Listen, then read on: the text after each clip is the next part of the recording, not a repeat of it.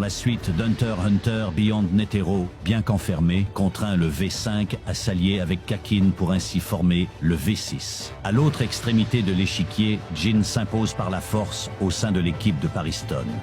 Le départ vers le continent caché est désormais imminent. Shiddle contacte Leorio pour lui proposer d'intégrer les Zodiacs, soulignant que sa notoriété actuelle est un atout précieux pour l'organisation. Face à l'hésitation de Leorio, elle abat sa carte maîtresse, une étude médicale d'envergure qu'elle dirigera personnellement. Séduit mais loyal, Leorio pose une condition avant d'accepter. Il demande à Shiddle s'il reste une place vacante au sein du groupe car il a déjà quelqu'un de bien précis en tête pour l'accompagner dans cette aventure. Pendant ce temps, au repère de l'expédition de Beyond Netero, Pariston annonce l'imminence de l'examen Hunter. Il sait que Jin a percé le secret des fourmis chimères et s'agace de voir Shiddle vouloir aseptiser l'examen. Jin, impassible, analyse alors le jeu de Pariston. Ce dernier cherche simplement un nouveau divertissement. Son plan ?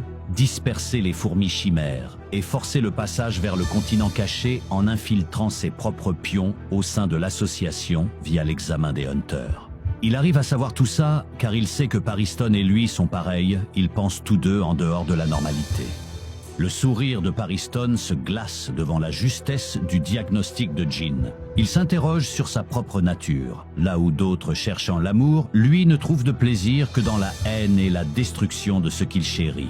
Jin répond froidement que Pariston est un cas pathologique à part, affirmant qu'ils sont fondamentalement différents sur ce point de vue moral. La tension monte lorsqu'Usamen tente de s'interposer. En un éclair, Jin le neutralise, lui faisant visualiser sa propre défaite avant même qu'un coup ne soit porté. Jin s'autoproclame numéro 2, défiant quiconque de contester son autorité sous le regard provocateur d'un Pariston qui refuse d'être sous-estimé.